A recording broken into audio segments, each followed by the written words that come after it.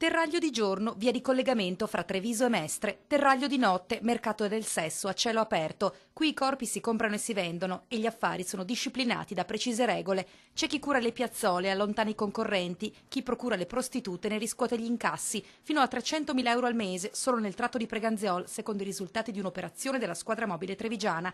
Kyrie de Loc l'hanno chiamata nella lingua dell'Est, cioè affitto degli spazi. Tutto infatti ruotava attorno a 13 postazioni, individuate attorno ad incroci stradali ed esercizi pubblici, gestite da un'organizzazione interetnica sgominata dopo 6 mesi di indagini, anche attraverso intercettazioni telefoniche, ambientali e satellitari. Gli albanesi sostanzialmente erano i proprietari della strada e affittavano dei piccoli spazi a 300-400 euro a settimana.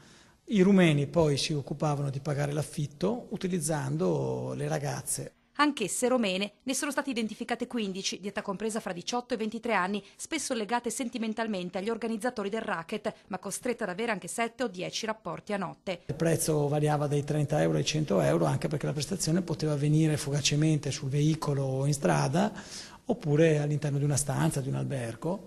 A quel punto il prezzo saliva. 6 le ordinanze di custodia cautelare in carcere emesse nei confronti del boss, l'albanese 22enne Roberto Covaci, e di 5 romeni, 4 dei quali sono ancora ricercati nonostante i mandati di cattura europei, ma sempre per sfruttamento e favoreggiamento della prostituzione sono indagati anche altri 6, fra cui l'unico italiano, un 37enne veneziano ingaggiato col ruolo di autista delle lucciole.